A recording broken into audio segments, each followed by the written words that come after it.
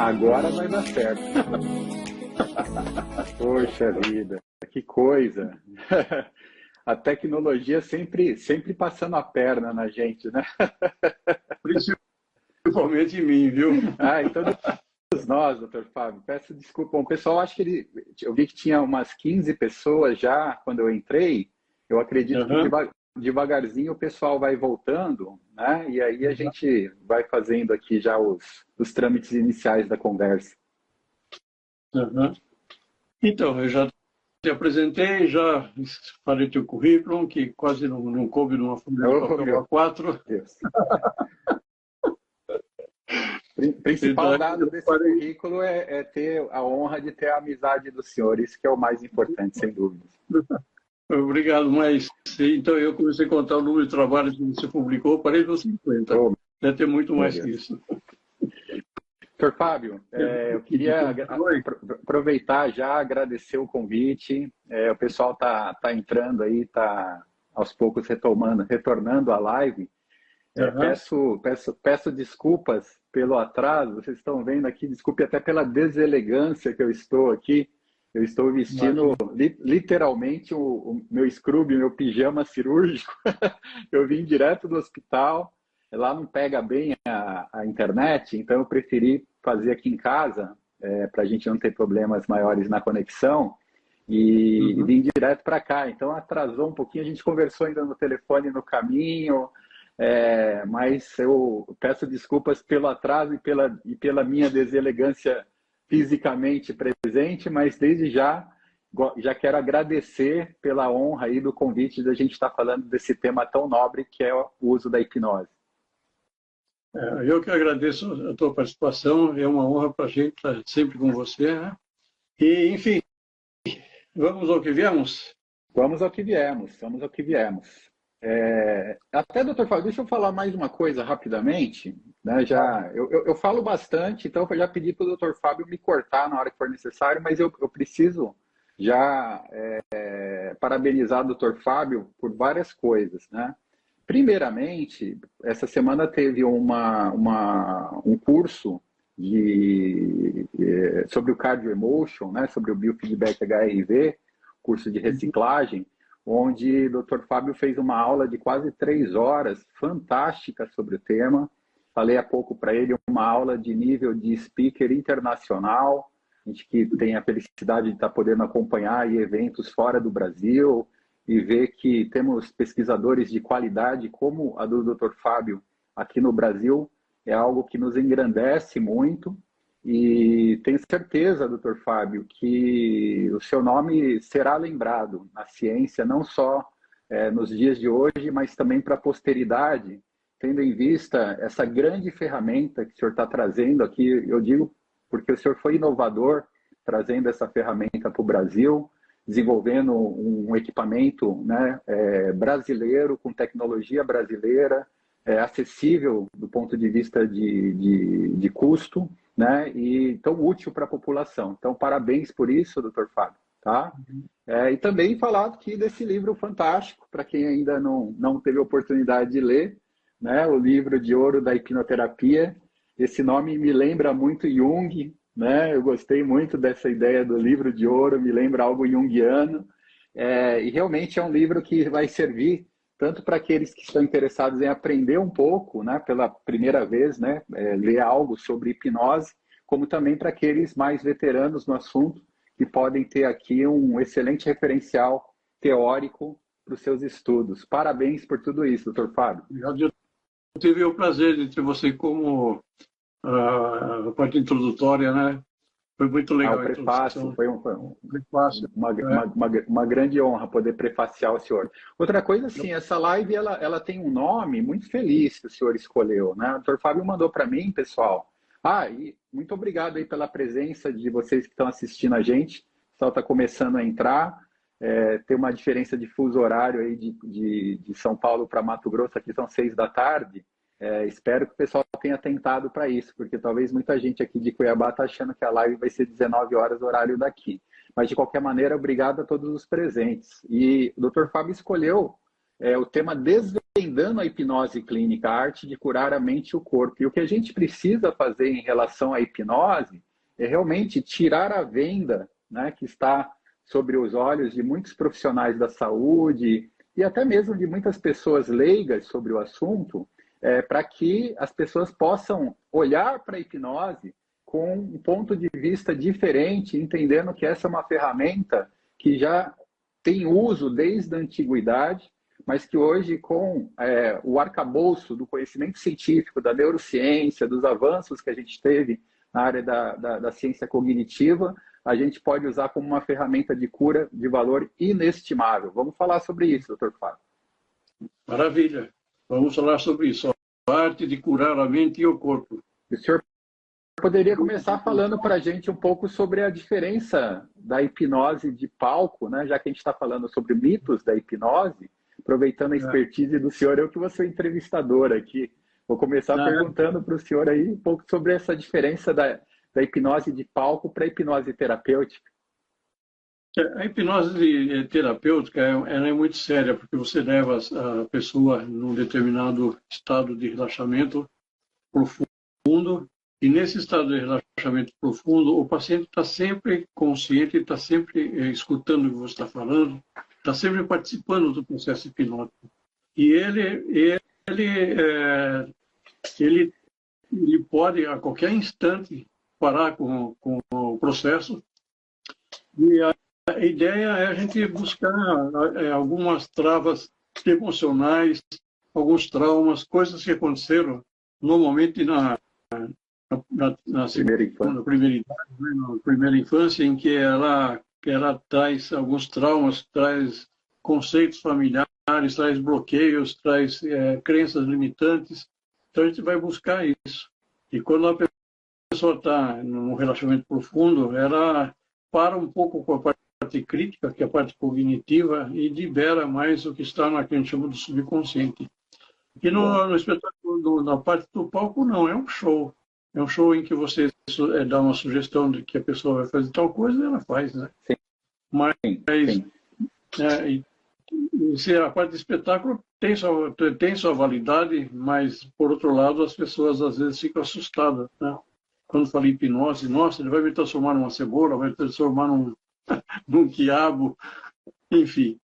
Mas é muito interessante que teve essas duas interfaces, né? A hipnose de palco, ao mesmo tempo que ela contribuiu em, de certa forma, deixar o nome hipnose, né, no imaginário popular, ela traz também um peso, né, que é o peso do show, que às vezes até é um espetáculo de ilusionismo que existe também no meio, né, que a ideia é entreter. Mas a gente não pode esquecer que o componente principal do processo é a atenção, né? O direcionamento da atenção. E aí a gente tem, como eu falei, né, como o Dr. Fábio colocou muito bem, essa ferramenta que a gente pode usar para outra finalidade totalmente diferente, que é a finalidade de saúde, né? A finalidade da cura e do bem-estar do indivíduo. Então, você, como médico, conhece muito bem o assunto, né? Me fala sobre como é que funciona esse processo de cura do ponto de vista da hipnose. Então, vamos falar sobre isso, porque, desculpa, doutor, eu não posso deixar de citar alguns nomes aqui, Alessandra, eu não vou conseguir citar nomes de todo mundo que estão mandando mensagens aqui, mas eu agradeço a todos os colegas aí que estão participando e mandem perguntas também que a gente vai tentar responder. Bom, Dr. Fábio entrou num ponto muito interessante. Então, vamos falar sobre o processo de cura, né? E o uso da hipnose dentro desse contexto. Inicialmente, então, indo para definições mais modernas da hipnose. Então, uma coisa fundamental que o Dr. Fábio disse é que hipnose é um estado de consciência. Então, não existe inconsciência na hipnose, ou não existe sono, né? Existe o estado de vigília e o estado de dormir, né? E existe um estado que a gente pode, de certa forma, falar de um estado alterado de consciência, onde a gente chamaria de uma espécie de transe, onde o indivíduo está totalmente consciente, inclusive cientificamente falando, ele tem uma conexão ainda mais forte com os seus 5 sentidos, áreas conectivas do cérebro ligadas aos sentidos periféricos, né? Audição, visão, gustação, tato, estão mais ativas e conectadas durante a hipnose, cientificamente falando. Então, esse estado de consciência leva a um foco e uma atenção periférica diminuída, aumentando a possibilidade do paciente estar aberto às sugestões, interrompendo aquilo que o Dr. Fábio chamou de fator crítico. E aí entra a questão da cura. Pessoal, cura envolve um processo onde tem que estar presente elementos relacionados ao corpo, à mente e ao espírito. Na verdade, a gente não tem como dissociar o ser humano dessas três esferas. O que a gente faz aí é uma engenharia reversa, né? A gente tenta enxergar o ser humano como algo que você pode abrir e olhar o que tem dentro, e aí a gente cria compartimentos, né? Como se fossem instâncias diferentes. Mas essas três instâncias que eu estou citando, elas vão funcionar como uma coisa só. E a pessoa ela pode estar doente do corpo, pode estar doente da mente, pode estar doente do espírito. Ou o que acontece na maioria das vezes, ela está doente dos três, né? A maioria dos processos de doença decorrem disso. E se a gente considerar, então, cura como o oposto da doença, né? Um estado de equilíbrio, a gente vai ter que trabalhar a instância mente, corpo e espírito através de ferramentas específicas. E a hipnose é algo que nos proporciona, de certa forma, agir nos três níveis. Daí eu acho, né, daí vem a minha ideia, daí vem a minha hipótese, né, que tem sido testada por tantos cientistas, tantos pesquisadores, de que a hipnose realmente é uma técnica, é um método que pode agregar muito dentro desse processo, entendendo, pessoal, o ser humano nessa integralidade, né, que envolve as instâncias que eu falei para vocês. Corpo, aquilo que é tangível, aquilo que é dissecável, aquilo que é manipulável materialmente. Espírito, que seria um conceito que tem muito mais a ver com propósito, com consciência, aquilo que os orientais chamam de Atman, né?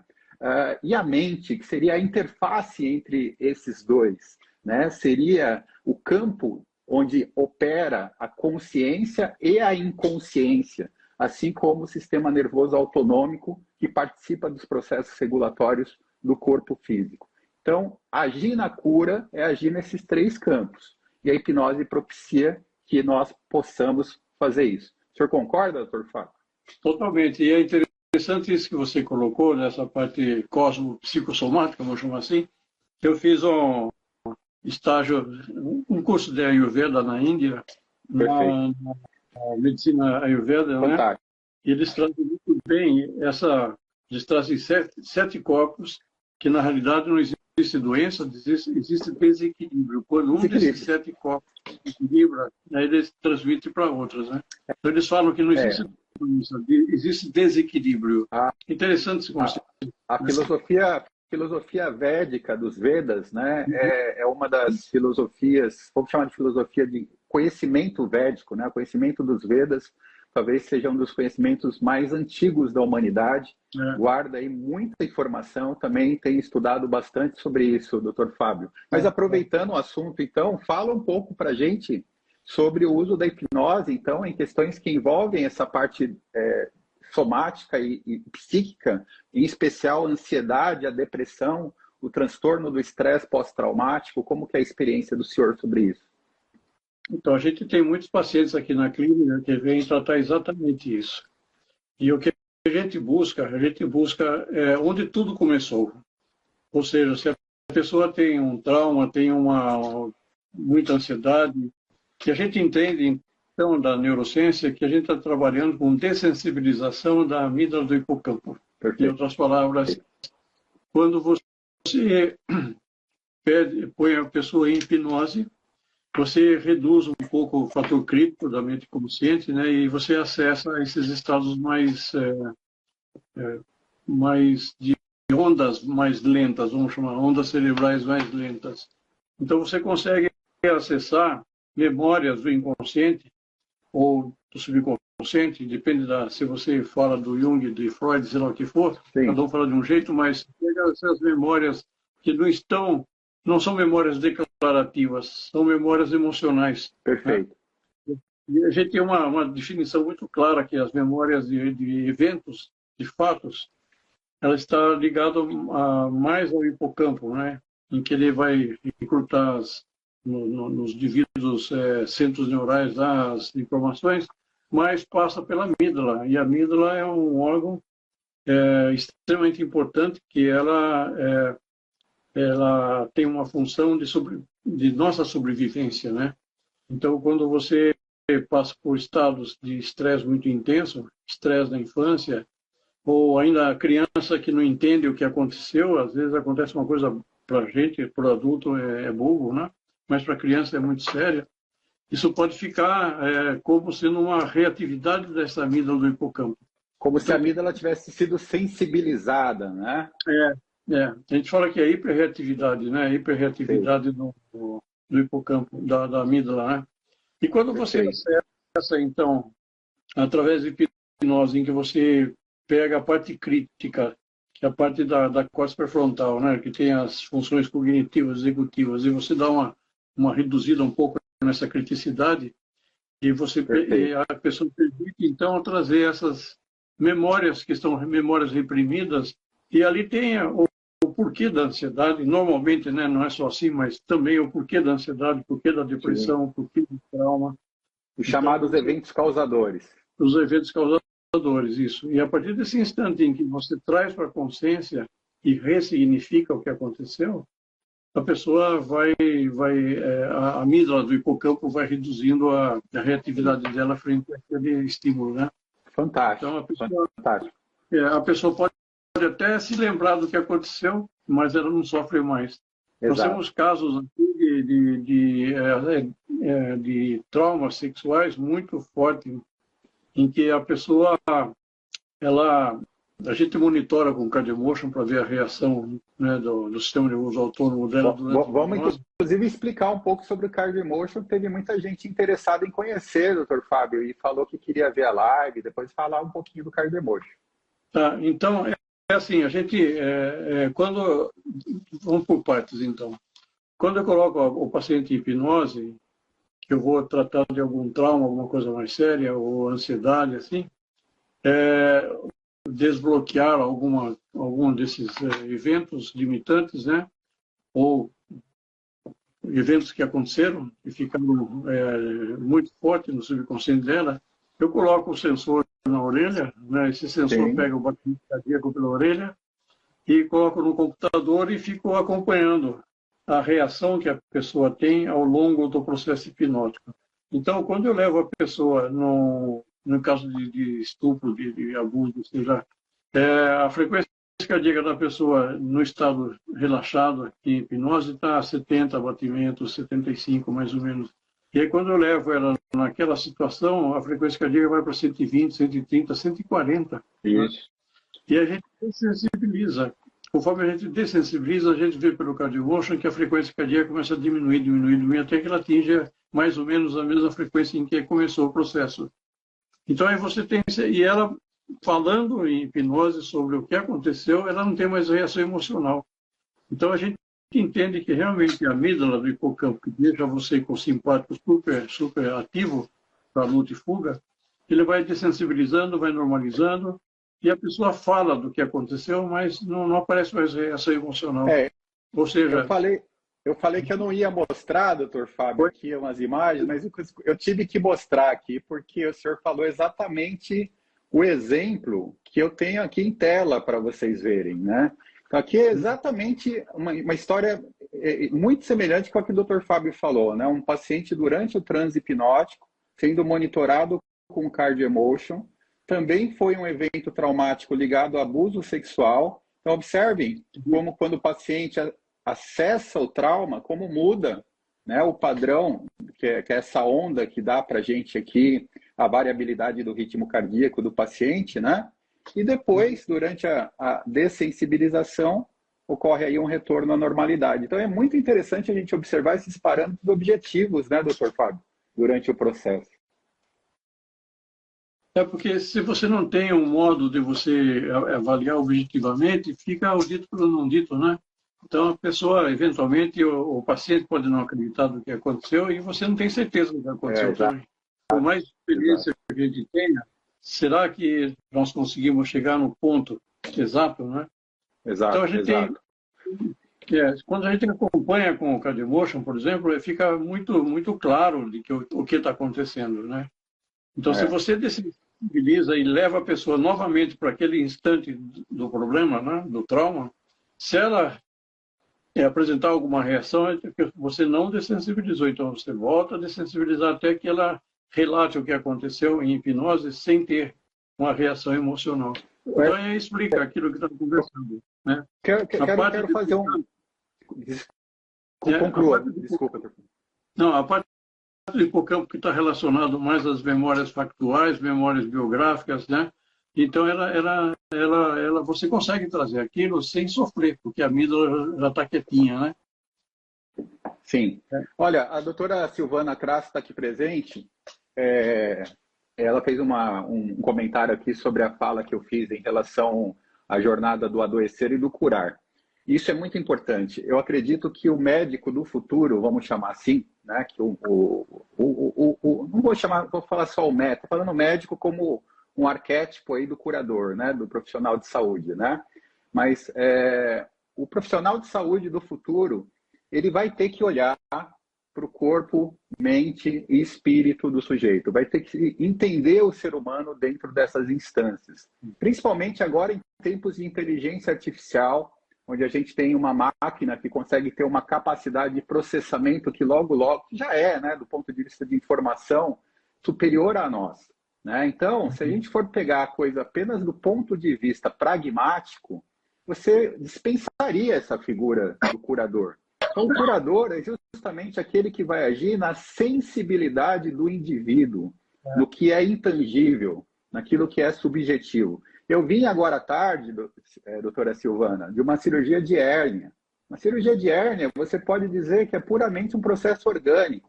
O paciente tem uma falha ali, uma fraqueza na parede abdominal, você vai lá e coloca uma tela em cima e o problema está resolvido. Não, não é por aí. Primeiro, houve algo que causou essa hérnia. Essa pessoa fez um esforço acima daquilo que ela deveria suportar. A pergunta é, por que ou para que ela submeteu o corpo dela a esse tipo de estresse? E se não houver uma mudança mental nessa pessoa, e às vezes até espiritual, no sentido de mudar o propósito pelo qual a pessoa está usando o próprio corpo com aquela finalidade, essa hérnia, que é puramente um problema supostamente físico, vai voltar. Você vai ter uma recidiva dessa hérnia ou ela vai aparecer em outro lugar. Ou seja, se a gente for falar de cura, mesmo naquelas questões que parecem ser mais materiais, mais cirúrgicas, né?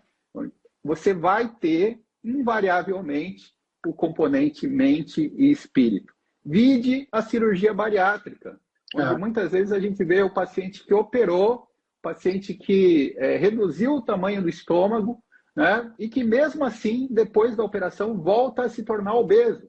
Né? Então, está aí o exemplo escarrado de que a gente precisa olhar para todas essas instâncias do ser humano. Olhar para o ser humano é isso, não tem como separar o ser humano desses pontos que eu coloquei na minha humilde opinião. Concordo 100%. E você tem essa técnica chamada autoscopia? Sim. É uma técnica muito interessante de visualização, onde a gente faz com que o paciente se imagine, né? Vamos dizer assim, dentro de uma viagem interna, usando de metáforas, né? E através de alguns componentes que a ciência ainda vai precisar avançar para descobrir, mas através da autoscopia a gente consegue fornecer, né? Eu uso muito a autoscopia, por exemplo, para tratar doenças como a síndrome do intestino irritável, né? Doenças funcionais, né, do aparelho digestivo, onde o paciente consegue construir metáforas terapêuticas, né, quando ele se defronta ali dentro da sua viagem hipnótica, do seu transe hipnótico com aquela estrutura alterada. É muito legal a autoscopia, uma técnica bem interessante. É uma técnica extremamente interessante mesmo, que a gente faz alguns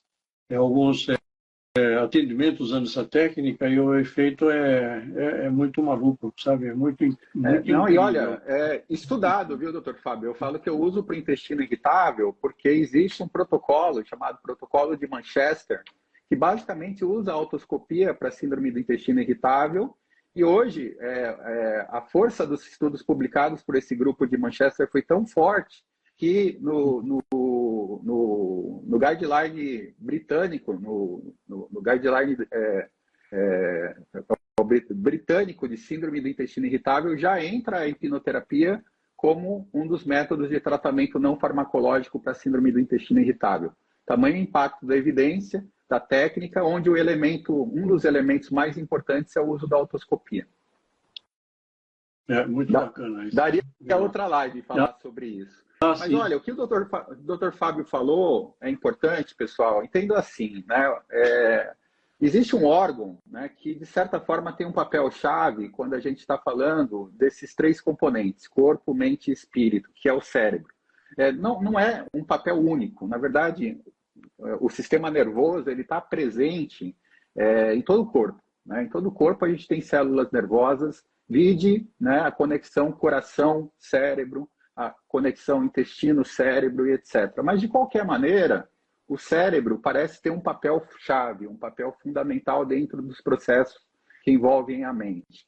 E o cérebro é todo integrado, pessoal. Para a gente entender, imaginem ele como uma grande cidade, como se fosse a cidade de São Paulo. Né? Então, a cidade é toda integrada. E você tem na cidade aqueles locais que são mais focados em uma determinada atividade. Por exemplo, você tem uma zona ali de comércio na 25 de março, né? Que é uma zona extremamente importante para vendas. Você tem uma zona ali de restaurantes nos jardins e por aí vai. E entre esses locais você tem conexões e, de certa forma, a pessoa que trabalha lá na 25 de março, às vezes ela mora lá no Ipiranga.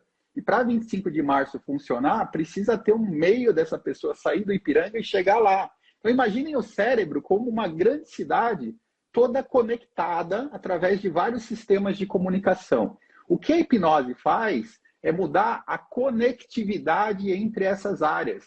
Então, você imagina que a pessoa, às vezes, né, usando a mesma metáfora que eu usei, a pessoa, para sair lá do Ipiranga e chegar na 25 de março, ela tem que pegar um metrô, um ônibus, né? E, enfim, descer lá no centro da cidade. Mas ela pode fazer isso de helicóptero também, né? Que é uma outra via de conexão. Então, o que a hipnose faz dentro do cérebro é mudar o padrão de conectividade entre áreas cerebrais, promovendo estados que podem ser utilizados para a cura nos 3 âmbitos que a gente citou anteriormente.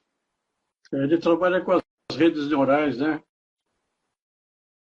Alô? Perfeito. Com as redes neurais, isso é extremamente importante.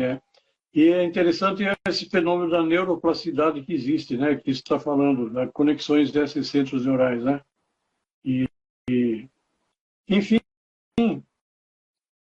perfeito. Uma das coisas mais... Usando a mesma metáfora aí que eu usei, espero que tenha sido feliz aí na metáfora. Tem gente que não mora em São Paulo, que não conhece São Paulo, talvez não tenha entendido muito o que eu falei, né? Mas eu acho que deu para compreender, né? Que, assim, uma cidade que tem centros, tem polos, né, importantes dentro daquela cidade. Alguns polos até mais importantes do que outros, a gente pode dizer assim. Né? Então, tem centros, por exemplo, a Avenida Paulista, em São Paulo, é um polo extremamente importante. Então, as áreas de acesso à Avenida Paulista são várias, né? Porque se você interromper um acesso à Avenida Paulista, tem que ter outro acesso, porque ali transita muita coisa importante. No cérebro é a mesma coisa. Algumas áreas, como a própria amígdala, que foi falada anteriormente, são centros cerebrais extremamente importantes e, por isso, são conectados com vários outros centros. Por isso, alterações na amígdala, como foi falado anteriormente, podem trazer repercussões em várias outras áreas encefálicas ligadas a redes neurais similares, trazendo vários problemas mentais ou orgânicos que podem ser tratados com o uso da hipnose. Só lembrando para a nossa audiência que a amígdala, as pessoas às vezes confundem com as tonsilas palatíneas. Amígdala cerebral. Bem lembrado. A amígdala cerebral, se você colocar uma seta no olho e uma no ouvido, onde ela se encontra, tem um núcleo, que é o tamanho de uma amêndoa, por isso é uma amígdala, bilateral, tem uma do lado direito e uma do lado esquerdo. Exato. É interessante que a maior parte dos traumas... Uma área tão pequena e extremamente importante. Extremamente importante, Até aqui as pessoas falam, poxa, mas eu operei a amígdala e agora como é que faz? É diferente. Mas é uma ressalva importante. Aí, nesse sentido, o senhor toca num ponto fundamental, que a hipnose é um treinamento da amígdala também, né? A gente está, em alguns casos, dessensibilizando a amígdala, o que bate muito com a ideia do cardio emotion, do biofeedback HRV. E aí a gente tem uma zona que tramita, onde a gente pode usar as técnicas associadamente, né? Aproveita a expertise do senhor, eu posso falar porque eu tenho feito isso, né? Mas fala um pouquinho como o senhor vê, para depois eu falar também um pouco sobre essa experiência de monitorar o paciente no transe e da própria coerência cardíaca, né? O quanto isso pode ser importante também no processo de dessensibilização. Eu não sei quanto as pessoas estão acostumadas com esse termo, mas o biofeedback do CardioMotion, ele é um biofeedback que mede a variabilidade da frequência cardíaca, como o nosso coração se adapta. Então, as pessoas às vezes acham que o nosso coração tem que ser como um metrônomo, tem mesmo ritmo. Não pode. Isso significa que a variação entre batimentos é zero, porque a variação de tempo entre batimentos é zero. Isso leva a pessoa a um estado de baixa variabilidade. Então, ela tem que ter um sistema nervoso autônomo que você consegue se adaptar com as necessidades. Se você está deitado, levanta, então você tem que ter uma adaptação. Se você está correndo, tem que ter adaptação. Se você dorme, enfim. O sistema nervoso tem que estar o tempo inteiro monitorando e adaptando o nosso corpo. Isso é a flexibilidade autonômica. Se ela tem uma rigidez autonômica, então significa que a pessoa não está apta. Normalmente, ocorre quando o sistema nervoso simpático está muito ativo, ou parasimpático, que é o caso da síndrome do intestino irritável, né? Bom, enfim, o que o CardioMotion faz? Ele mede esse batimento cardíaco e ele mostra na tela do computador como é que está essa variação. Isso é o monitoramento que a gente faz, mas também... Foi aquele gráfico que eu mostrei para vocês. Isso. Daí tem uma segunda parte que... Tem uma segunda parte... Desculpa, só que ali a gente estava só monitorando. Aí tem o treinamento do CardioMotion, né? Que é o treinamento da coerência cardíaca. E o treinamento da coerência cardíaca pressupõe que você faz um ritmo respiratório muito bem definido, que é chamado de frequência de ressonância cardiovascular. Né? Então, essa frequência de ressonância cardiovascular é bastante característica de cada pessoa em si. Pode ser igual, pode ser diferente. Então, o que acontece? Quando a pessoa faz um treinamento nesse ritmo, você entra num estado chamado de coerência cardíaca, que é o equilíbrio, perfeito equilíbrio do sistema nervoso autônomo. Então, você está equilibrando o simpático e o parasimpático de uma forma muito organizada. E pela repetição desse treinamento, que é por condicionamento operante, a nossa fisiologia ela começa a se adaptar a essa nova situação. Né? Então, a gente pode utilizar o CardioMotion numa fase de avaliação, mas também durante a própria hipnose, fazer a pessoa trabalhar nesse ritmo de ressonância cardiorrespiratória para que ela entre em equilíbrio. E esse equilíbrio, então, se mantém, né? Enfim, pode colocar a sua experiência também agora, doutor? Doutor Fábio, eu acho que para ficar até mais claro, para depois, vai ter muita gente que vai querer assistir essa live gravada. Usa aquela metáfora da escada que o senhor usou no curso que o senhor fez essa semana, para explicar a questão da variabilidade do ritmo cardíaco. Imagine uma escada de 50 degraus, vai. Uma coisa é você subir os 50 degraus na mesma velocidade. Ou seja, não dá para acontecer isso. Então, você tem que ir subindo os degraus, vai descansando, vai subindo, vai descansando, vai acelerando. Enfim, no caso em que você sobe 50 degraus sem descansar, sem nada, você está estressando o corpo de uma forma... Como se fosse um robô, como se fosse um relógio. Como se fosse um metrônomo. Então, a variabilidade seria zero, ou mais perto de zero, porque os degraus têm a mesma distância, você percorre com a mesma velocidade, então não varia. O que é o correto? Você subir alguns degraus, descansar um pouco, subir outros degraus, descansar. Então, você tem uma variação no tempo em que você faz esse percurso. Essa variação é a variabilidade. como é do coração, Perfeito. então é variabilidade da frequência cardíaca, né? Então, a pessoa tem que ter uma variabilidade, ela não pode subir 20, 50 degraus correndo assim e pronto. Ela tem que subir pausadamente, descansando, andando. Isso é a variabilidade. Tem um outro exemplo. Pode falar, pode falar. Não, tem outro exemplo que você usou. É assim, imagine que você tem uma sala com 100 pessoas, você quer ver o peso dessas pessoas, né? Então, você pega uma balança, pega pessoa por pessoa e pesa. Então, você vai ter um peso médio, sei lá, 60 quilos. Mas não é todo mundo que tem 60 quilos. Tem uns que tem 65, outros têm 50, outros têm 70. Então, você define então, uma média, que é 60 quilos, por exemplo, e uma variação, mais ou menos 5 quilos, que é o desvio padrão dessas medidas. Esse desvio padrão é variabilidade. Perfeito. Então, quanto maior for esse desvio padrão, tanto mais saudável é o sistema nervoso da pessoa e, consequentemente, a pessoa. Então, pessoal, entendam a importância disso que está sendo falado aqui, que fique registrado nessa live. Nós estamos perante um biomarcador de saúde humana. Isso. Você tem, através de um aplicativo extremamente fácil de usar, posso dizer assim, um aplicativo que chega a ser até lúdico, né? Onde o paciente pode usar até na sua casa, o paciente pode até adquirir o aparelho para fazer o treinamento, caso ele queira, além do treinamento que é feito no consultório.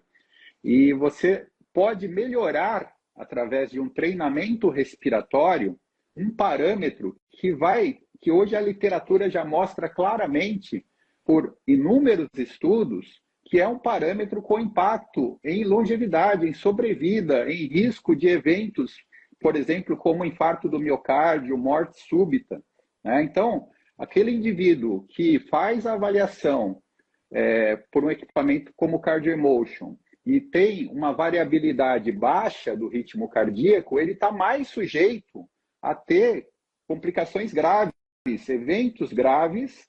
E eu tenho notado, doutor Fábio, isso é empírico, que eu vou falar agora, eu não li estudo a respeito, a gente pode até vir a fazer, mas como eu tenho monitorizado isso em pacientes de pré-operatório, eu tenho notado que aqueles pacientes que no pré-operatório possuem uma variabilidade do ritmo cardíaco mais baixo, têm uma tendência maior a terem complicações no pós-operatório, né? A ponto de teve um paciente que eu quase contraindiquei, quase que eu falei para o cirurgião daquele paciente que não ia ser eu, né? Estava preparando só o paciente, falei, olha, não opera esse paciente, ele não está bem, mas tá tudo ok, os exames estão ok, cara, a variabilidade dele não tá boa, né? Mas enfim, o paciente foi operado, infelizmente esse paciente faleceu no 4º dia de pós-operatório, né? Vou dizer que foi por causa disso? Não posso, tá? Não é isso que eu estou dizendo, pelo amor de Deus, pessoal, tá?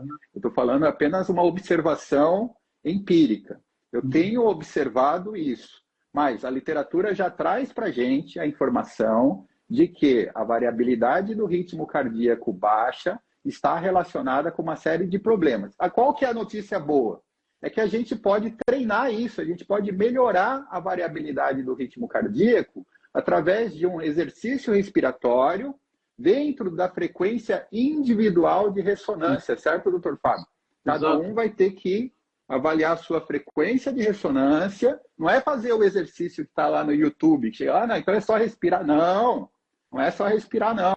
Você tem que avaliar qual é a sua frequência adequada para ter essa comunicação adequada entre o coração e o cérebro e, a partir daí, o efeito benéfico na melhora da variabilidade do ritmo cardíaco. Certo, doutor Fábio? Sim, então, mas esse assunto é tão interessante que eu fui convidado para dar uma palestra num congresso internacional de medicina integrativa lá em Curitiba, em que eu mostrei o CardioEmotion na parte de oncologia. Era um congresso de oncologia.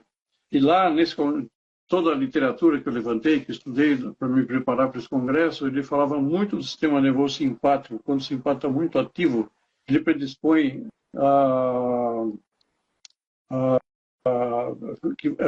propagação das células cancerígenas pelo corpo, né? E também ele inibe a angiogênese. Então, quando você ativa mais o parasimpático, você melhora, você diminui a parte da propagação, né, das células, né, a metástase, e melhora também, reduz a angiogênese. E está muito demonstrado para diversos tipos de câncer. Eu acho que eu demonstrei para os 12 tipos de cânceres diferentes.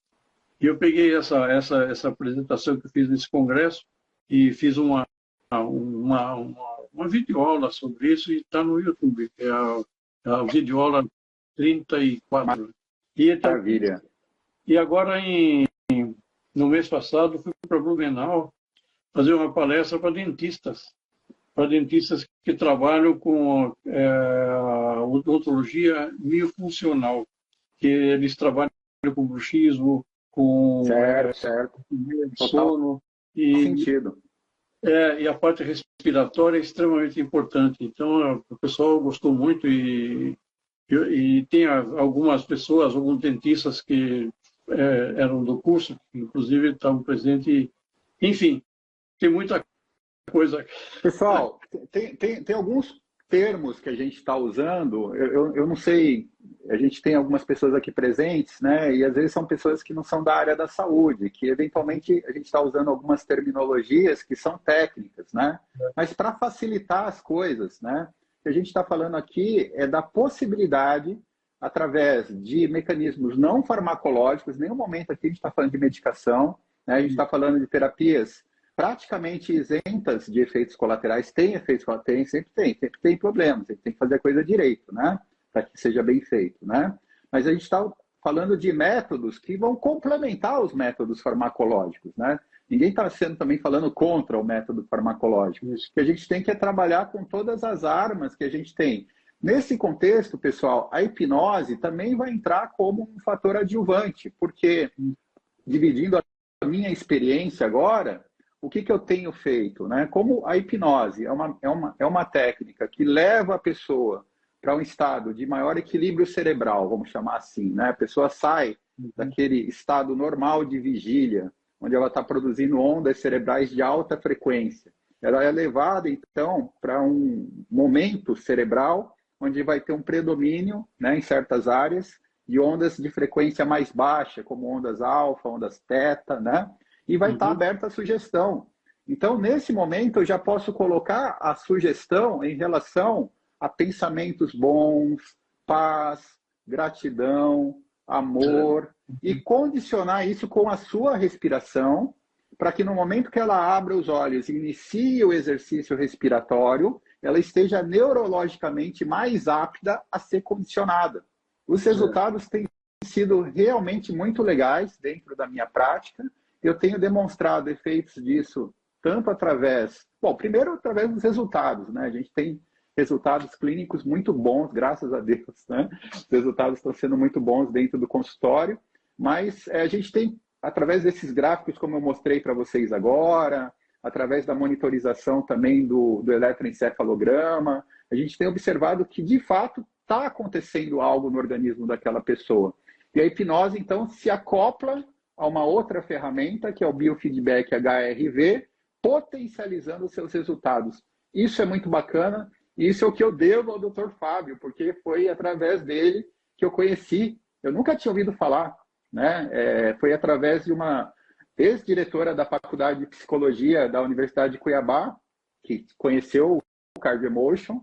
Quando ela soube que eu estava trabalhando com hipnose, perguntou se eu conhecia o biofeedback HRV, eu falei que não, e ela me indicou o Dr. Fábio, e aí eu fiz o primeiro curso, acho que já deve ter uns 5 anos que eu fiz o curso, acho que tem, foi antes da pandemia que eu fiz o curso do senhor. Mas, enfim, isso realmente mudou os meus resultados na clínica, né? E me empolgou, inclusive, a fazer pesquisas com o uso do Cardio Emotion, né? A gente está aí trabalhando já em algumas ideias para começar usando no SUS, né? O Dr. Fábio gentilmente cedeu para mim um aparelho que eu tenho usado no Sistema Único de Saúde para os pacientes do SUS e também usado esse equipamento para iniciar alguns projetos de pesquisa. Podemos falar um pouco de dor também, né, Dr. Fábio?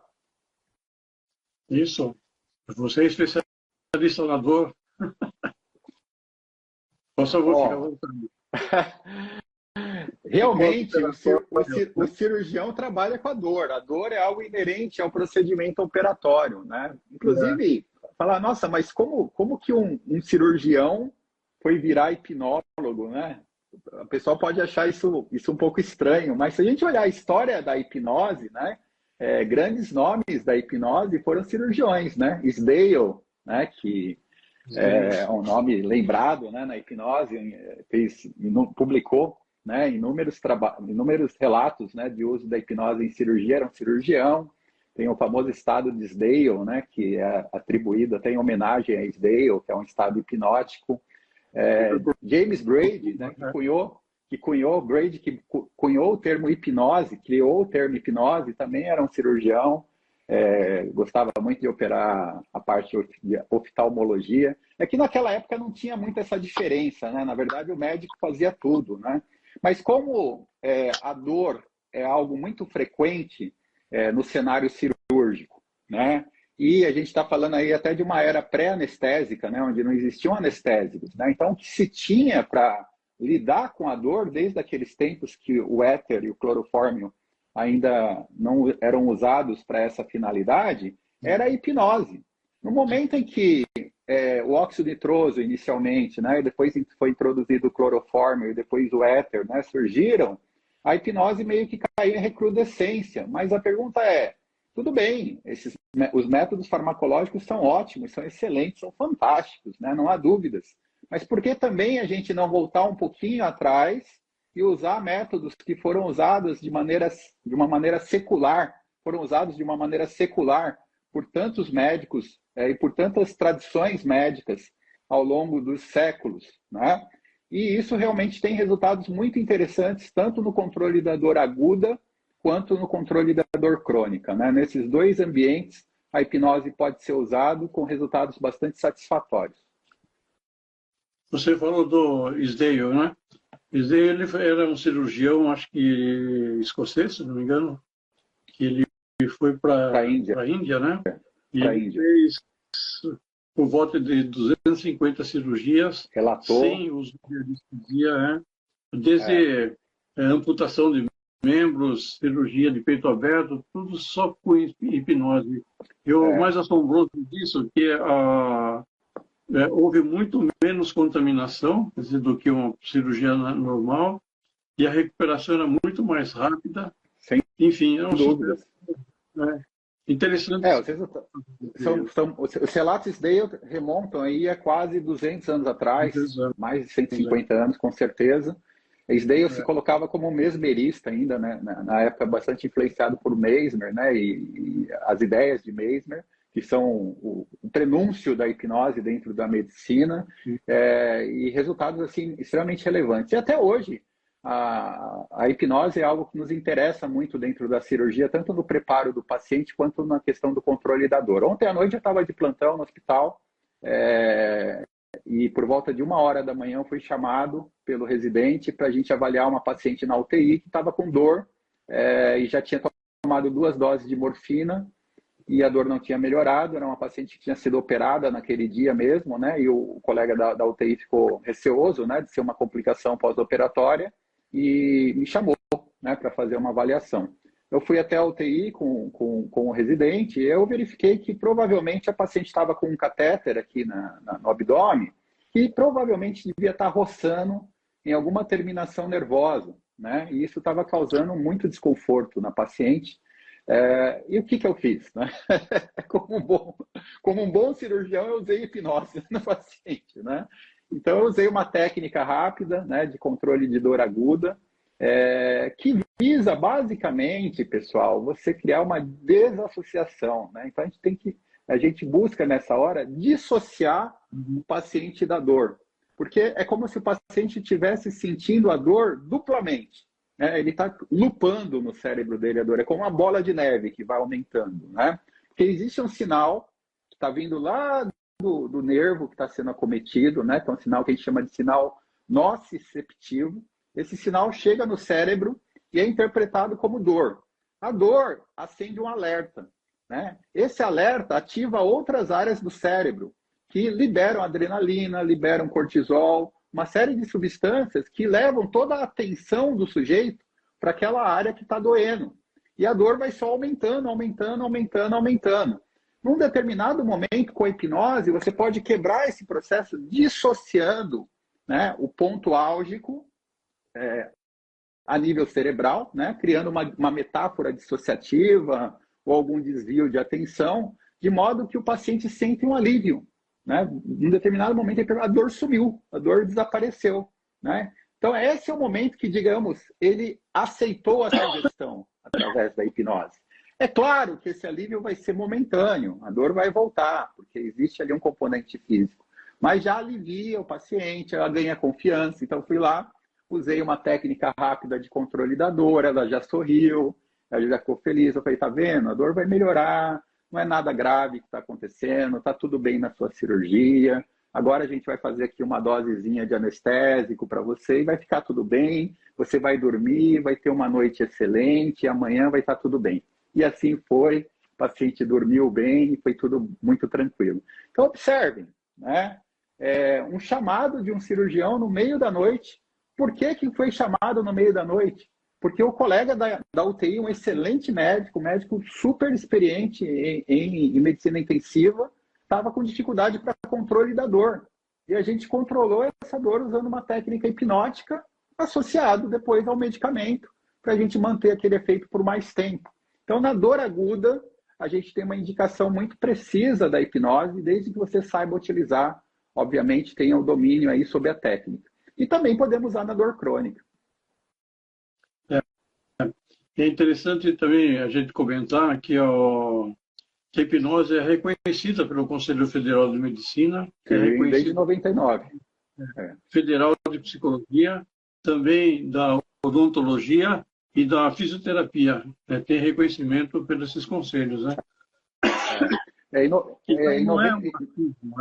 Inclusive, na medicina, a hipnose dentro da medicina não é uma especialidade, pessoal, tá? É considerada um ato médico, né, dentro da medicina, e o médico que trabalha com esse ato médico da hipnose, ele recebeu pelo Conselho Federal de Medicina a denominação de hipniatra, né? Então, hipniatria seria o ato médico relacionado à hipnose. Só que o termo não é muito comum, não é muito conhecido, né? Então, poucos usam. Mas no meu consultório está lá, né? Eu me denomino como hipniatra no meu consultório, mas não é uma especialidade, volto a dizer, é uma ação, né? É um método, é uma técnica utilizada dentro do arsenal médico, assim como você pode usar na fisioterapia, pode usar na enfermagem, na odontologia, na psicologia e por aí vai.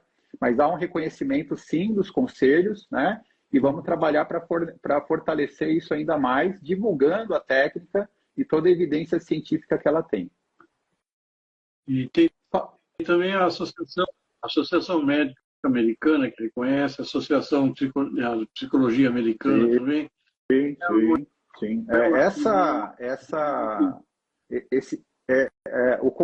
Existe uma dúvida assim, na literatura até, né, sobre até a definição de hipnose, né? O que é hipnose? Né? Então, esse conceito que eu passei para vocês, até me permita aqui ler, vou ler novamente o conceito aqui. Hipnose é um estado de consciência envolvendo atenção focada e percepção periférica reduzida, caracterizada por uma maior capacidade de resposta à sugestão.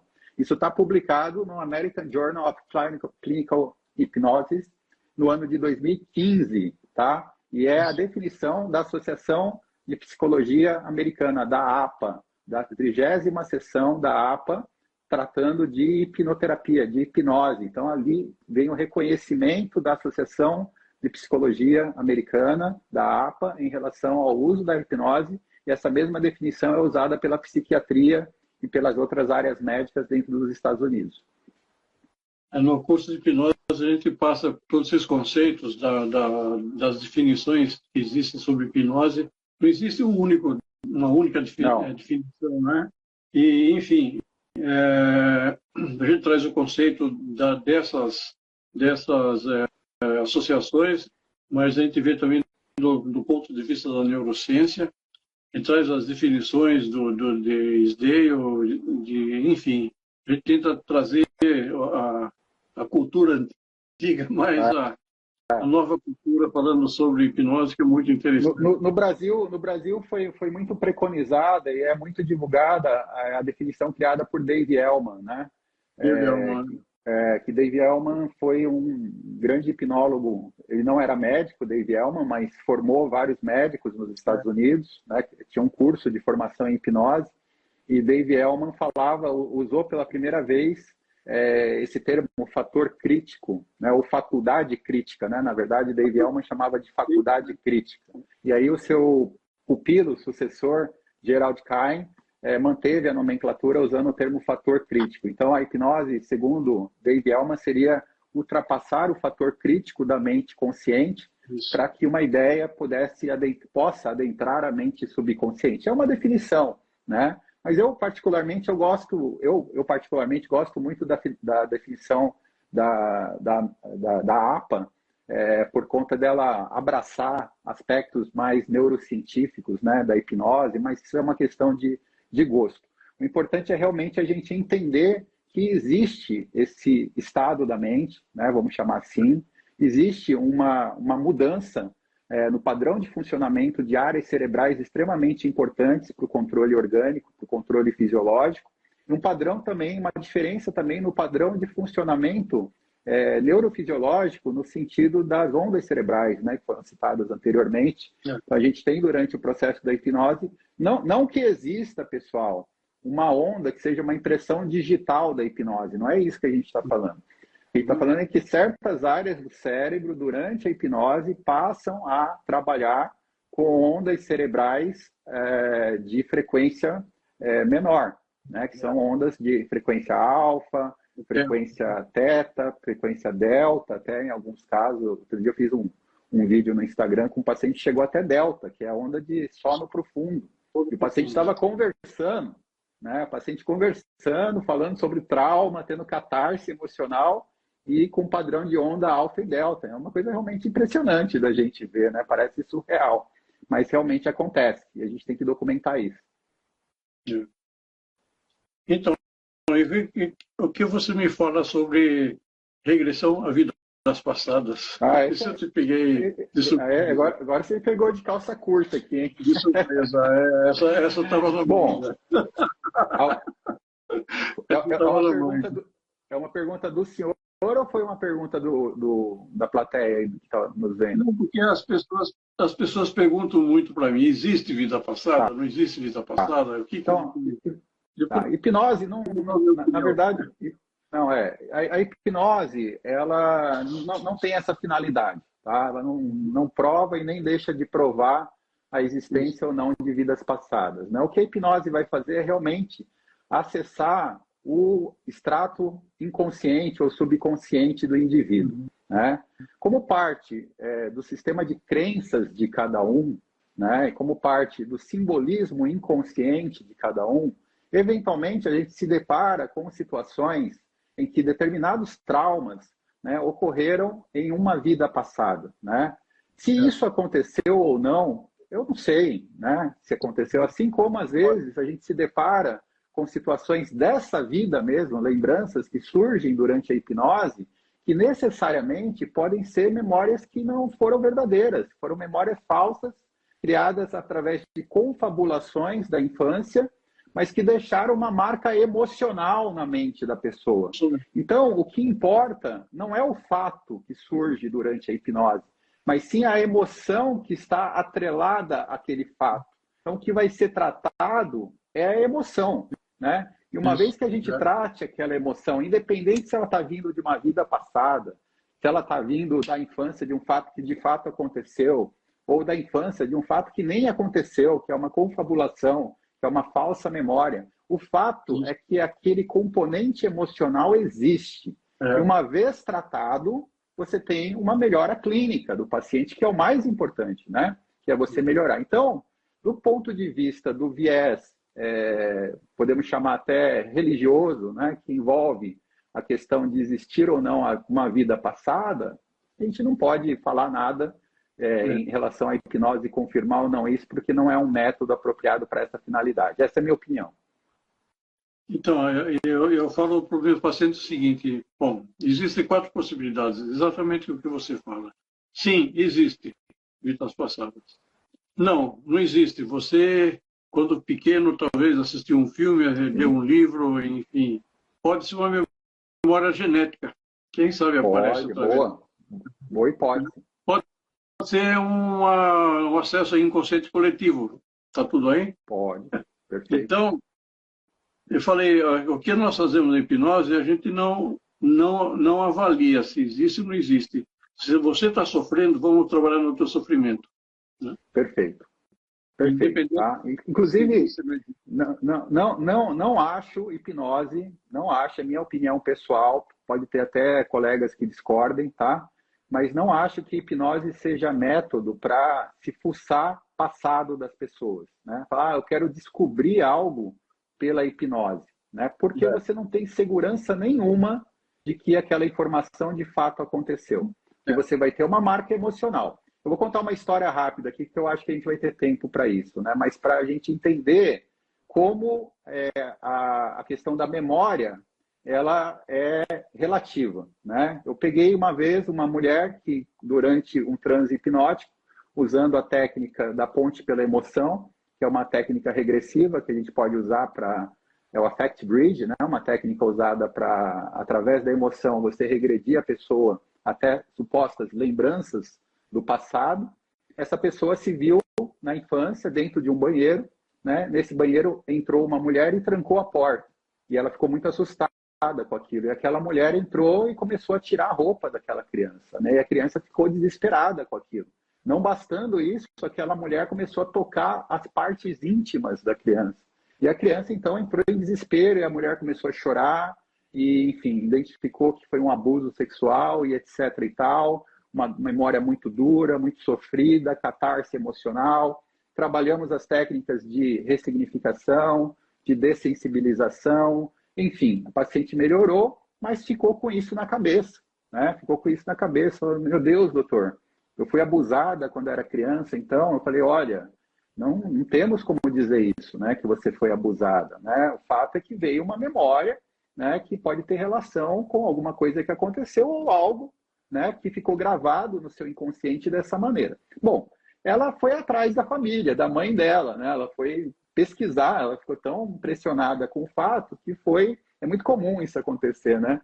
Os pacientes vão, mãe, quando eu tinha tantos anos, o que aconteceu comigo? Não sei o quê, e bababá. E nesse caso, olha que interessante, né? A mãe da paciente falou, olha, eu lembro bem desse dia. Esse dia você ficou em desespero. Foi um dia que a mamãe teve um compromisso. Eu tive que sair de casa. E nesse dia eu pedi para a vizinha cuidar de você. Inclusive, você tinha que ir para a escola e eu pedi para a vizinha dar banho em você nesse dia. E você ficou com muito medo, você queria que eu voltasse, ficava perguntando onde estava a minha mãe. Ela falou que você chorou muito, né? Que quando eu cheguei em casa você estava nervosa, não conseguiu dormir. Ou seja, não houve nenhum abuso sexual, mas a percepção daquela criança perante o fato foi de uma memória traumática, né? Que veio na hipnose como um suposto abuso sexual. Então, olha que coisa séria, gente. Olha que coisa importante se você já saísse julgando que essa pessoa sofreu um abuso. Inclusive, isso gerou na Europa, no passado, né, processos médicos, né, por conta de técnicas regressivas, onde supostamente surgiram abusos sexuais cometidos dentro da família e, na verdade, esses abusos não existiram. Esses médicos foram considerados como charlatões, a técnica foi colocada em descrédito e em alguns países, inclusive, a hipnose foi proibida por lei de ser executada por conta da possibilidade de trazer memórias falsas, né? Ou por conta de... Vocês entendem como que vem a mística em relação à hipnose? E Freud trabalhou muito bem essas questões das memórias falsas. E, de fato, elas existem. E tudo bem. O que a gente trata na hipnose é o sofrimento. É isso que o Dr. Fábio falou. E eu tinha uma paciente também, uma psicóloga, 40 anos, que ela tinha vaginismo. Ela sofria muito nas relações sexuais. E aí, em hipnose, nós fomos buscar quando tudo começou. Ela conta que quando ela era criança, tinha 7 anos, A mãe falava que o vizinho fazia violência sexual, que o vizinho abusava, que o vizinho não sei o quê, mas ela entendeu que aquilo não aconteceu com ela. Se aconteceu com a mãe ou não, era outra coisa, mas ela não passou por isso. Foi a história que a mãe, de tanto falar, que ela achava que tinha acontecido com ela. Perfeito. Então ela tinha uma reação muito, muito ruim durante a experiência sexual devido a isso. Perfeito. O Freud chamava isso de confabulações. Então, a criança, ela confabula, ela cria fantasias por conta daquilo que ela ouve, né? E, às vezes, as marcas no inconsciente ficam como se aquelas fantasias fossem reais. Pode ter sido sonhos, às vezes sonhos muito intensos que ela teve e julgou aquilo como realidade. Eu tenho um relato que não é meu, é de um terapeuta, né? Mas ele fala que no curso que ele dá, que ele jurava para todo mundo que ele tinha andado de balão quando ele era criança, né? E ele tinha essa memória vívida que ele andou de balão quando ele era criança, mas ele nunca andou de balão na vida. O que ele ouvia era a música do Balão Mágico. Tá. Mas isso ficou na mente dele como se ele tivesse andado de balão. Então são histórias assim, pessoal, mostrando para gente que a gente tem que ter um cuidado especial no traquejo da questão de memórias e hipnose. Isso é um estudo à parte.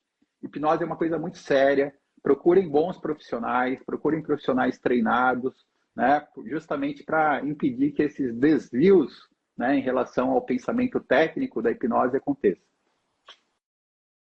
Bom, acho que já está dando horário, não? Foi muito bom, né? Tem bastante coisa. Eu não falei da dor crônica, porque, só concluindo, né, eu falei da dor aguda e na dor crônica. A hipnose pode ser usada? Sim, muito utilizada.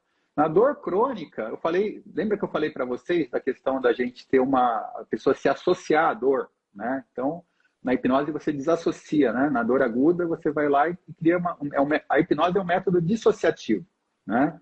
É como se a gente transformasse a dor em algo plausível, né? Falar, ó, a dor é isso aqui está na minha mão. Se eu tirar isso de você, a dor sumiu, né?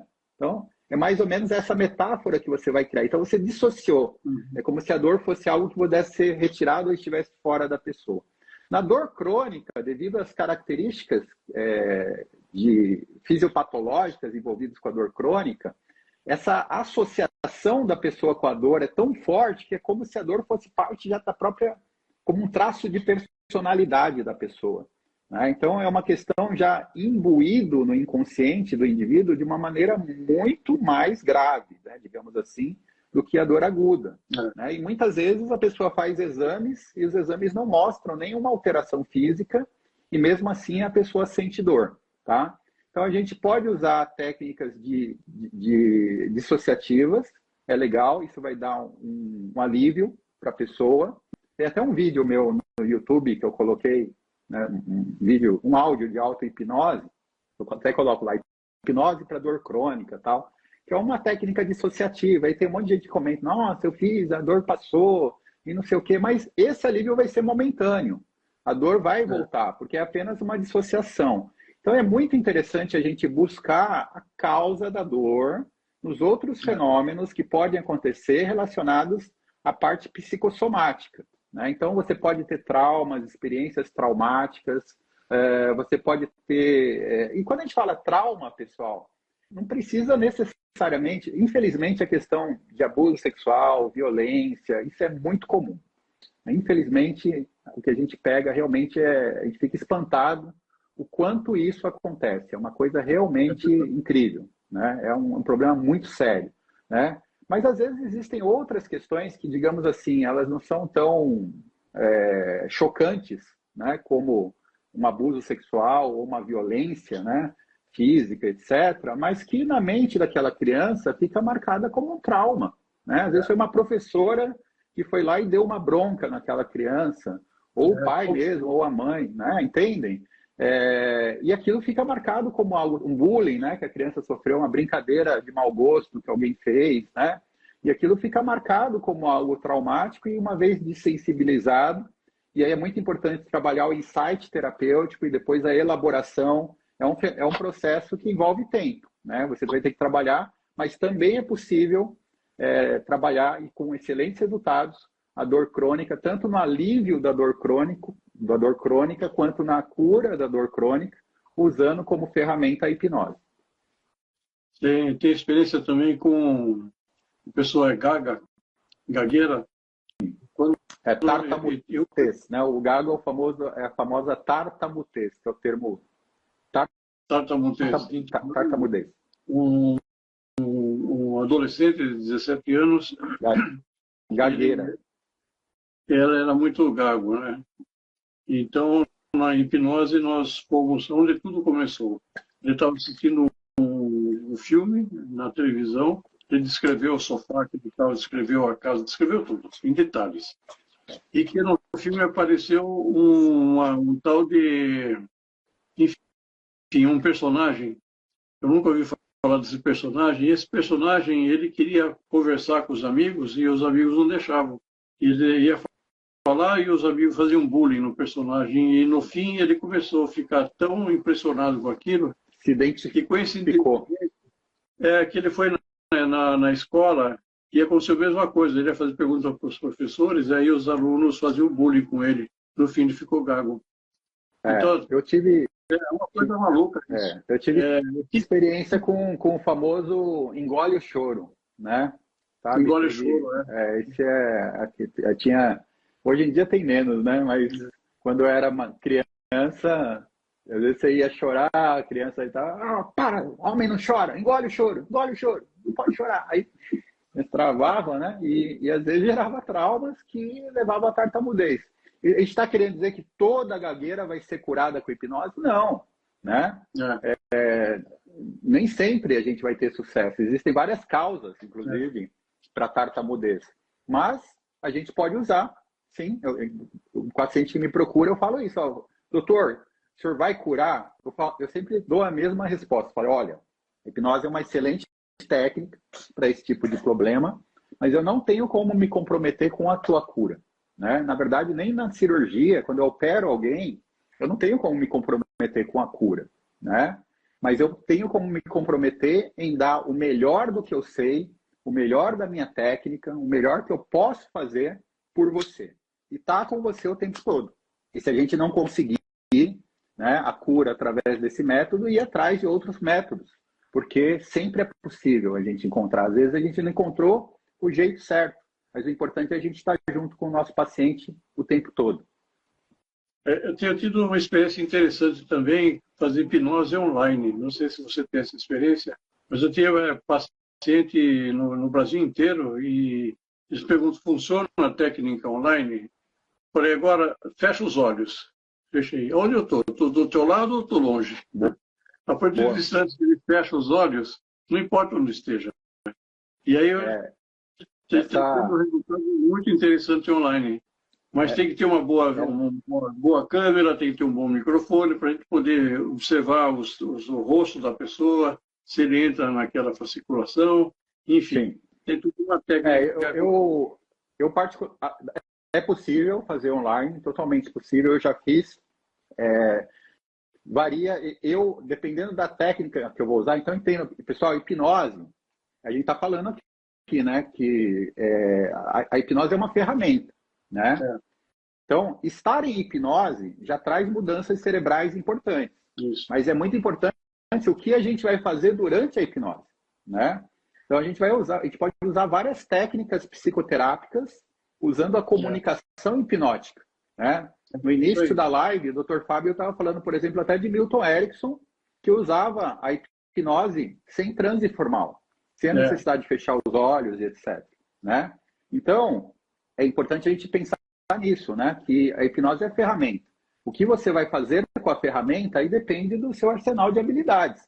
Eu posso usar uma chave de fenda para um monte de coisa, né? Não só para parafusar, mas para N finalidades. Né? E a hipnose realmente é igual o cinto de utilidades do Batman. Né? Tem várias ali possibilidades que você pode usar durante a hipnose. Algumas técnicas eu não me sinto confortável, eu particularmente, não me sinto confortável de fazer online. Até porque, às vezes, eu preciso estar muito atento à linguagem não verbal do paciente. Né? E no meio online, a gente perde muito a linguagem não verbal. Né? E como eu gosto de monitorar o paciente, colocar ali o CardioMotion, colocar o monitor de ondas cerebrais, algumas técnicas eu prefiro fazer presencial. Mas tem outras, né, quando envolve relaxamento, dissociação, pacientes que já fizeram, que já conhecem a hipnose, que não tem mais medo da hipnose, né? Aí dá para fazer online bem legal, sim. Essa é a minha opinião pessoal também, tá? Assim, tem colegas aí que discordam. Bom, tem mais alguma coisa que a gente... Eu estou com um livro aqui que fala sobre os benefícios da hipnose, e é pouco provável que a gente consiga falar alguma coisa que tem muito, mais de 170 itens que ele traz esse livro das possibilidades da hipnose. Mas basicamente... Tem livros bem modernos, né? Tem um livro brasileiro, ó, esse aqui é muito bom. Vou pegar aqui. Eita, nossa. Esse livro é do Dr. Marlos, é um livro brasileiro, Tratamento Coadjuvante pela Hipnose, né? É um livro da Ateneu, é um livro bem legal. Existem livros, eu gosto muito das referências americanas, que estão bem modernas, né, sobre o tema. Então, esse grupo da APA, da Associação de Psicologia Americana, tem publicado, é o grupo do Dr. David Spiegel, do Dr. Gary Elkins, que é onde eu aprendi hipnose, na verdade, fora do Brasil, né? Então, eu sou muito ligado a essa escola americana, onde foi pela primeira vez eu ouvi falar da hipnose, né? Então, eu gosto muito das referências dele e eles estão realmente em outro patamar em relação a gente aqui, né? Então, é importante a gente começar a se antenar para isso cada vez mais, porque, como eu falei no começo, eu acho que o futuro da medicina aponta para a gente trabalhar mente, corpo e espírito, e a hipnose é um método adequado para isso. Eu só queria falar mais uma vez, que algumas pessoas que acho que não viram, que a gente vai dar um curso de hipnose clínica agora. Opa, é importante, hein? Esse curso ele é certificado pela Associação Internacional de Hipnose, e as pessoas que fazem... online ou presencial? Como que vai ser, Dr. Fábio? São um total de 36 horas, mas a gente faz uma parte presencial, 16 horas presenciais, que é um sábado e um domingo, e as outras horas a gente faz online presencial, como é que posso falar? Online em tempo real? Ao vivo. Ao vivo, isso. Né? Online ao vivo. Fábio, eu aqui, oficialmente eu me coloco à sua disposição, tá? Para caso o senhor quiser ali alguma participação minha, eu tenho vários colegas que me pedem, né? Eu tenho, na verdade, uma parceria com a Omni, que é uma escola de hipnose aqui do Brasil. E então, eu, pela parceria que eu tenho com a Omni, eu não posso ter um curso de hipnose eu fazer o meu curso de hipnose, mas eu posso participar do curso de outros colegas que às vezes me chamam para dar uma aula, para falar a respeito, para fazer um módulo, né? Então, estou à disposição, caso o senhor queira. Esteja, então, incumbido. Vai ser um prazer. Podemos falar dessa parte da neuromonitorização, das ondas cerebrais, né? Dar um pouco da experiência clínica. Isso. A gente podia fazer um fórum de discussão de casos clínicos, né? Mostrando um pouquinho, né? Mas eu estou à disposição. O senhor volta a dizer o respeito enorme. Uma coisa que eu acho interessante é assim, né? Hoje em dia, live é uma coisa que a maioria das pessoas é muito difícil ter uma live com muita gente assistindo, né? Porque a live já é uma coisa que caiu no comum, né? Às vezes as pessoas preferem às vezes ver a gravação, ver os melhores momentos só da live, né?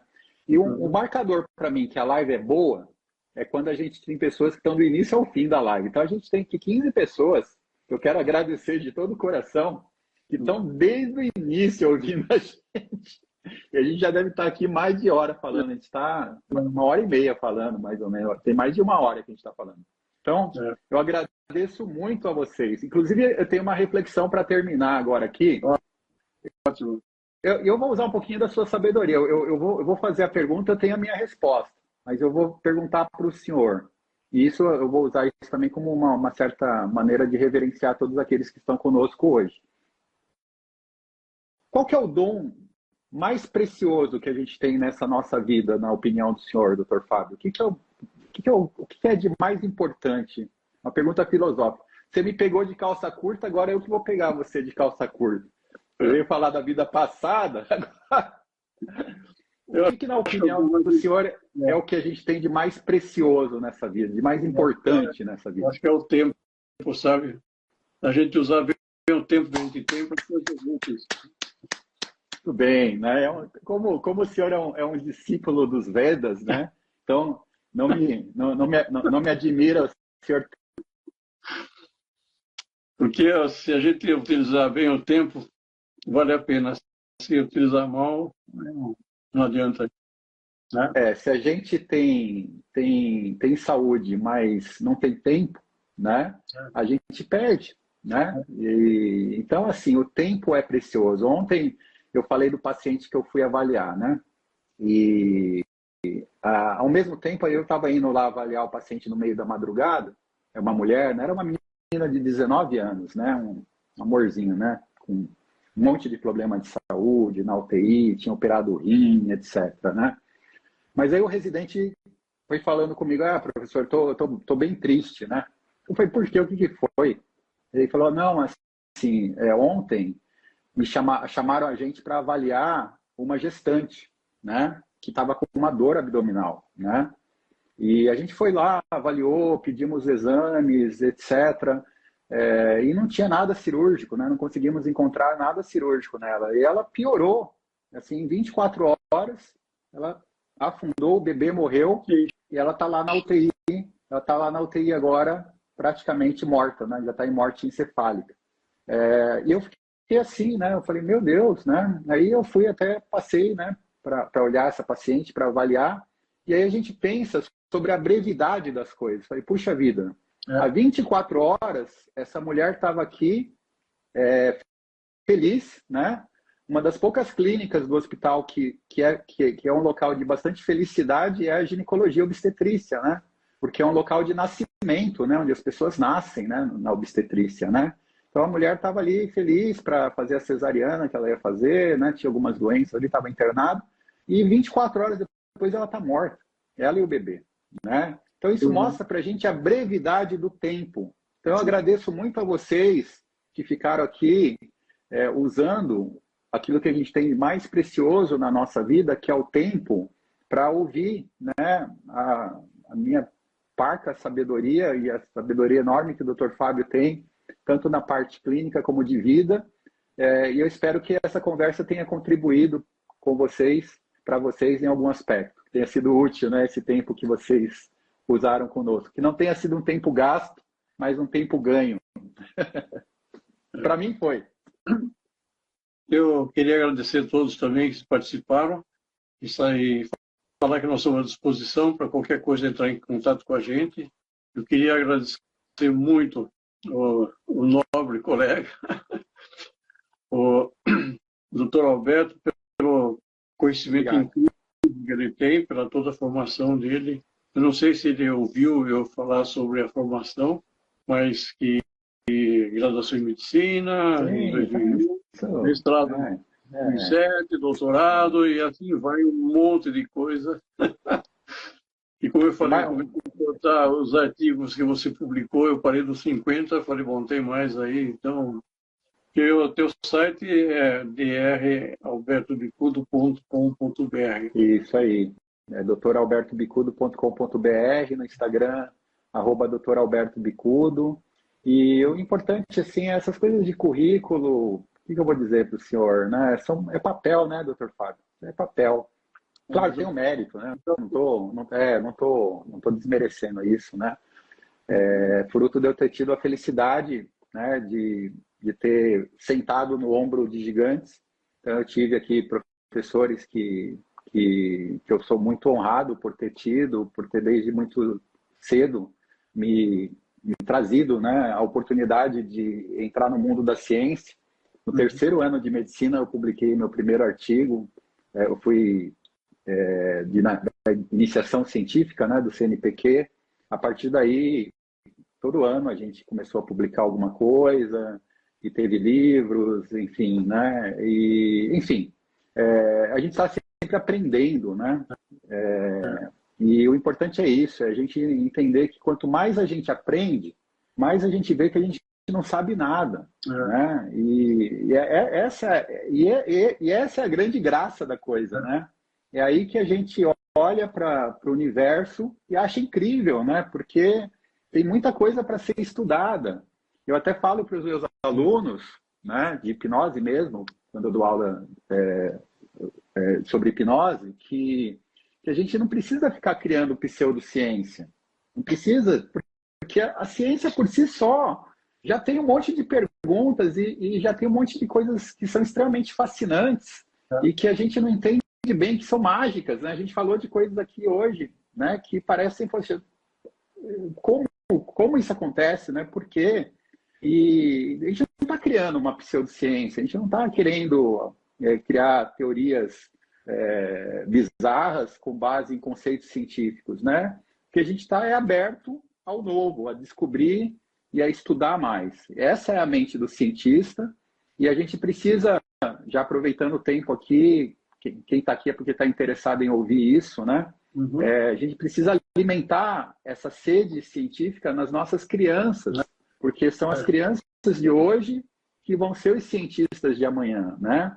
E às vezes a gente vê aí traumas gerados, né? A gente falou aqui de traumas, né? Porque às vezes quando a gente era criança, olhava para as estrelas, né? E fazia, nossa, da onde vêm as estrelas, né? Aí, para de ficar pensando nisso, moleque. Isso aí é pergunta de gente louca. Não é? Então, nesse sentido, a minha netinha vai fazer 8 anos agora, no sábado, e eu comprei de presente para ela um kit de química. Então, mas é isso. É isso. Eu também tive a felicidade dos meus pais. Graças a Deus, meu pai é de outra área, né, da área da geologia, mas também fez mestrado, doutorado. Então, ele sempre alimentou essa curiosidade científica. E a criança, por natureza, ela é uma cientista. Nós nascemos cientistas, né? A criança está sempre experimentando, né? Ela pega, ela quer sentir o gosto, ela quer pôr a mão, às vezes ela quer pôr na boca, ela quer ver o novo, né? Então é essa curiosidade, né, que a gente tem que manter, e nós como pesquisadores, como curadores, né, pessoas da área da saúde, temos que estar conectados com isso. Obrigado aí por estarem presentes junto conosco. Bom, então, pessoal, um abraço a todos. Muito obrigado, doutor Alberto, pela sua contribuição, que é sempre maravilhosa. Foi maravilhosa a conversa. Você vai dar aula no curso, pode ficar sossegado. Está combinado. Me convidei já. Então, eu queria agradecer a todos e até mais, pessoal. Grande abraço. Até mais. Um prazer. Tchau.